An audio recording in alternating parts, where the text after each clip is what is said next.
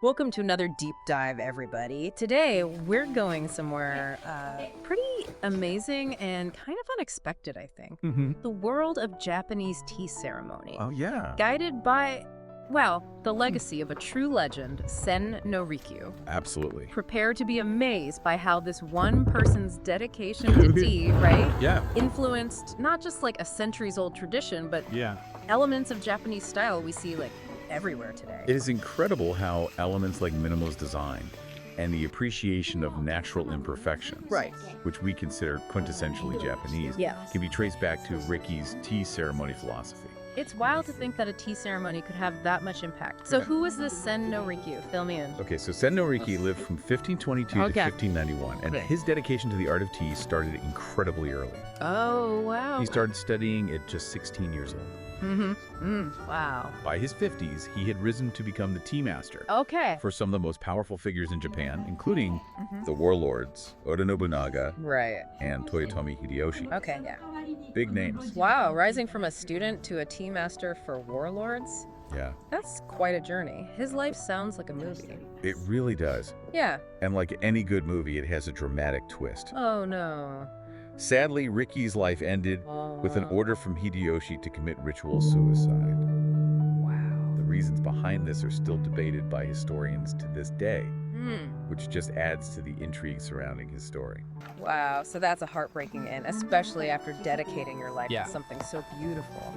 But before we get into the mystery, I'm really curious how this tea ceremony actually embodies Right. the wabi-sabi philosophy we hear so much about these days. That's where it gets really interesting. Okay. Rikyu's tea ceremony wasn't just about like the act of drinking tea. Right. It was a holistic experience designed to evoke a sense of tranquility, Okay. simplicity, and appreciation for the beauty and imperfection. So it's about more than just aesthetics. It sounds almost spiritual. Exactly, and that's what makes Rikyu so relevant even if you're not that into tea. Right. He was exploring mindfulness and appreciating everyday beauty Right. centuries before they became Like trendy self-help concepts. Yeah. Yeah. Exactly. Okay, I'm starting to see why he's considered such a visionary. Yeah. But how did this wabi-sabi manifest in the tea ceremony itself? Okay. Was it a specific type of tea? Right. A certain way of preparing it? It was much more than that. Okay. It was in every detail, from the design of the tea room Oh, wow. to the carefully selected objects within it. Okay. Take, for instance, his iconic tea room, Taian. Okay. It's a prime example of wabi-sabi design. Tell me more. What makes this Taian tea room so special? Okay, so imagine a space that's intentionally small. Okay. Only 2.5 tatami mats in size. 2.5? What's a tatami mat? For context, one tatami mat is roughly 3 feet by 6 feet. Oh, okay. It's a space designed for intimacy and a sense of closeness. That's tiny. It's like the opposite of a grand ballroom. Right. You definitely feel present in a space like that. Exactly, and it wasn't about luxury either. Okay. The materials used were deliberately humble, unfinished wood, mud walls with exposed roots, Yeah.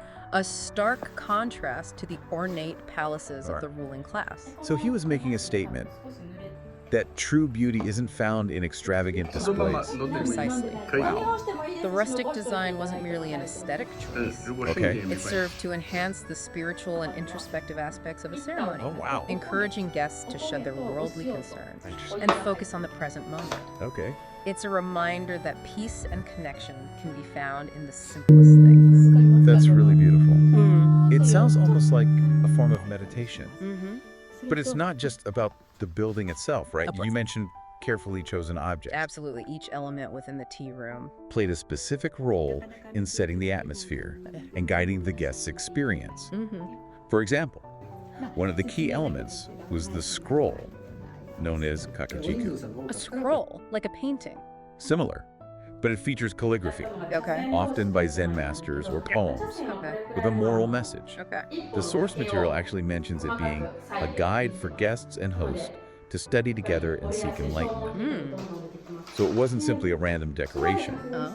It was intended to spark reflection, and deeper thought. Wow, even the decorations have a purpose. Yeah. It makes you think twice about just throwing up a random poster in your home. Right. Yeah. Like, what are you putting in your space? Exactly. Yeah. So it's about intentionality. It's not just about what looks nice. It's about choosing objects that hold meaning and can contribute Absolutely. to the experience as a whole. Precisely. Wow. And here's something else that might surprise you. Okay. There were very strict guidelines about the scroll's content. Only works by specific masters. Or poems with strong moral value were allowed. Oh, wow. A casual calligraphy here. So there's like rules? There are rules. Wow. Very intentional choices. Okay, so it's about intentionality. Yes. Okay, got it. Every detail, no matter how small, Yeah. was carefully considered to contribute to the overall spiritual and aesthetic experience. It's amazing how much thought went into every aspect. Okay, so we've got the tea room, the scroll. Yeah. What else is essential to a Rikyu tea ceremony experience? Another crucial element is the tokenoma, which is a special alcove in the tea room. Think of it as the heart of the space. An alcove? What's so special about that? It has deep roots in Zen Buddhism. Okay. The alcove's origins can be traced back to the altar in Zen Buddhist meditation halls.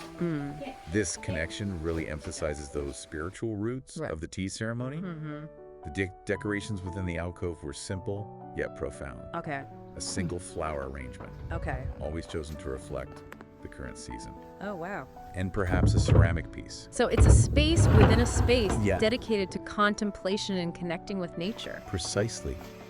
It's a microcosm of Rikyu's design philosophy, reflecting the beauty of simplicity and the connection to the natural world. This is all so fascinating. I'm starting to understand why Rikyu's tea ceremony has had such a lasting impact. Yeah. It's so much more than just a social gathering.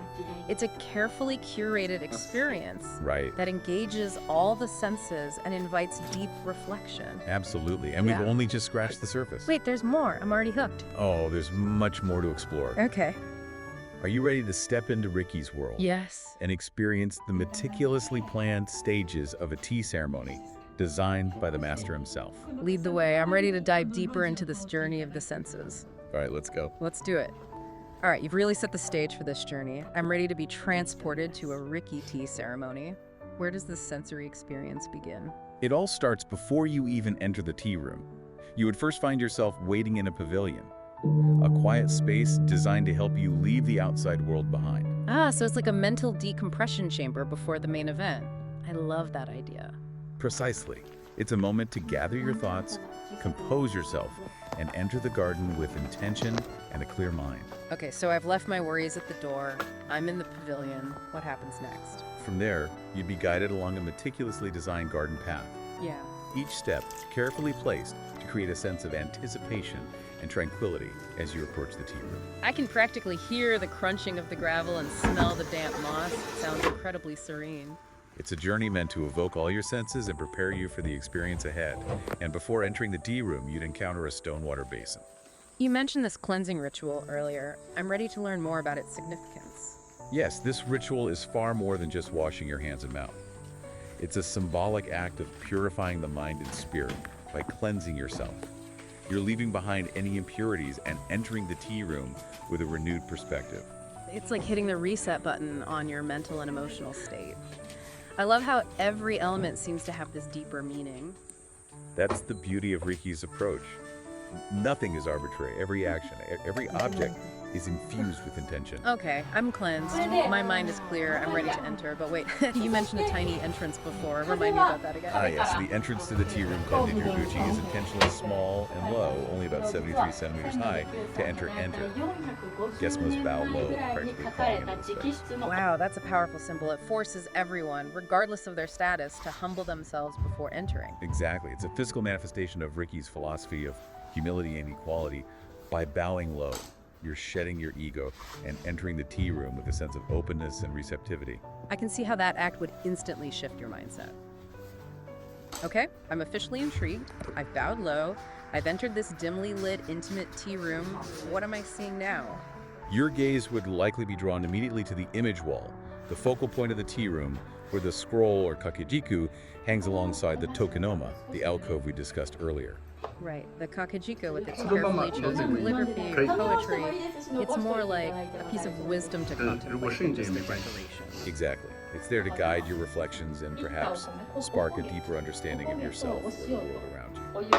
And I imagine the tokonoma with its simple flower arrangement and ceramic piece contributes to that serene atmosphere. Absolutely. The seasonal flower arrangement connects you to the natural world and highlights the beauty of impermanence, while the ceramic piece adds a touch of artistry and craftsmanship. It's remarkable how Rikyu created such a profound experience by combining these simple natural elements. It speaks to his deep understanding of human psychology and aesthetics. Each element is carefully orchestrated to evoke specific emotions and encourage a sense of peace and contemplation. Okay, so you've got the scroll, the alcove. Anything else in this minimalist space that I should be paying attention to? Look for the natural pillar, a rough, unrefined tree trunk, deliberately left exposed. This is another nod to nature and the beauty found in imperfection, a key principle of wabi-sabi. It's like he's brought a piece of the forest inside. It must feel incredibly grounding to be surrounded by these natural elements. It's a reminder that we are part of nature, not separate from it. And this connection is essential to Rikyu's philosophy. This is also thought-provoking. It makes me wonder if we can translate these principles to our own lives, even if we don't have a traditional tea room. That's a wonderful question. Perhaps it's about finding ways to create our own personal pavilion spaces where we can disconnect from the noise and reconnect with ourselves. Yes, and maybe instead of a takejiku, we could have a meaningful quote or artwork that inspires us a reminder to be present and appreciate the little things. It's about creating a space that fosters mindfulness and reflection, even if it's just a corner of our living room. I love that idea. So what happens next in our Rikyu-designed tea ceremony? This is where things get even more interesting. After experiencing these traditional elements, you'd be guided to a more modern space, one that reinterprets Rikyu's legacy for the contemporary world. Whoa, a modern space. That's a twist I didn't see coming. I'm incredibly curious to see how Rikyu's philosophy translates into a modern context. It's testament to the timelessness of his ideas. It shows that wabi-sabi and the principles of the tea ceremony can be adapted and reimagined for any era. I can't wait to explore this modern space and see how it bridges the gap between tradition and innovation. Okay, my mind is officially blown. We've journeyed from a peaceful pavilion to a minimalist tea room, and now we're stepping into a modern space. I'm dying to know what awaits us in this traditional modern fusion, this so-called nothingness space. Now, that's a fascinating concept. This transition really highlights how Rikyu's principles are not bound by a specific time period or design style.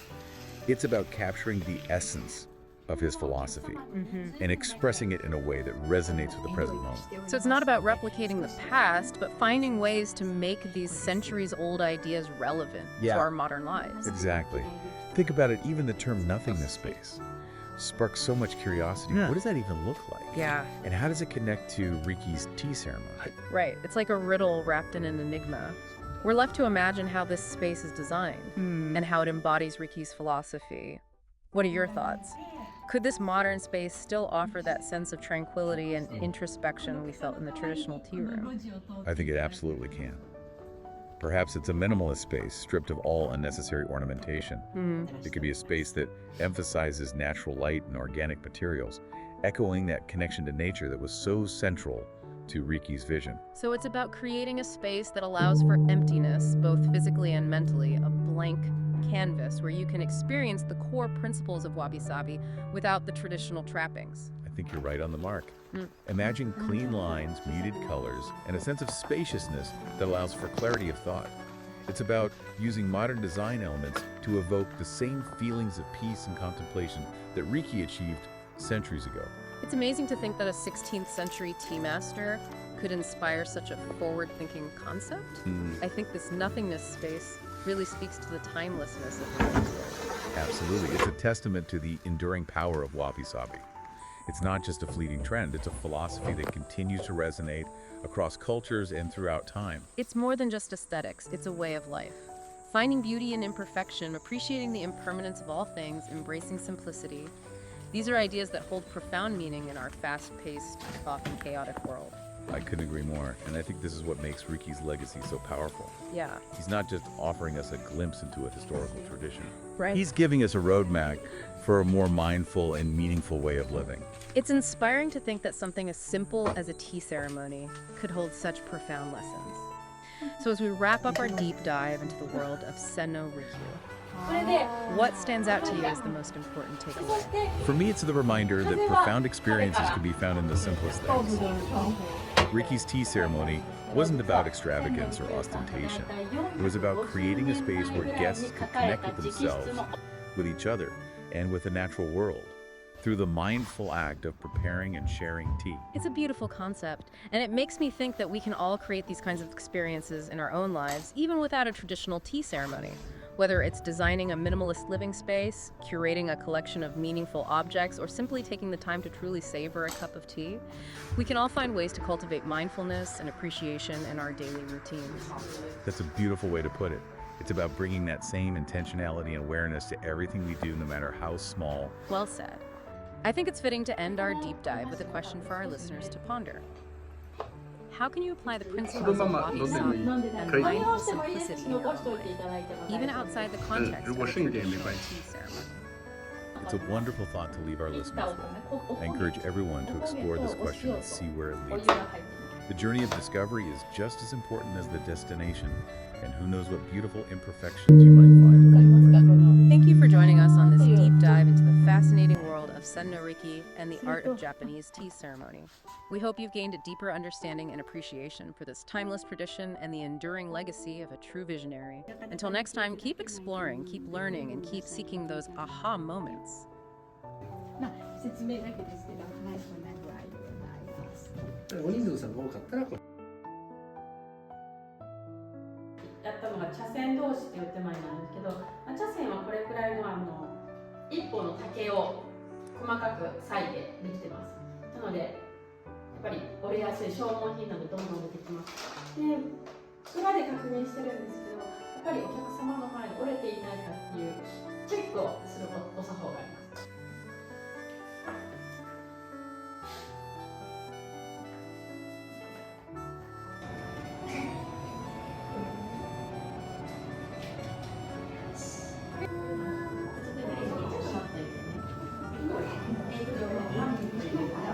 では薄めにかけます。少し泡を作るイメージで。然后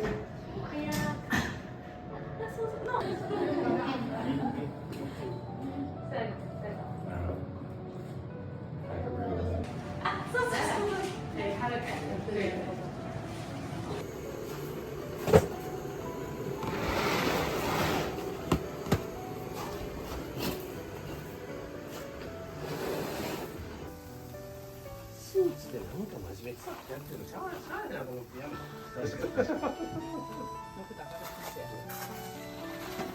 My wife like very high acidity, high minerality, lean type of like very clean wine. So I like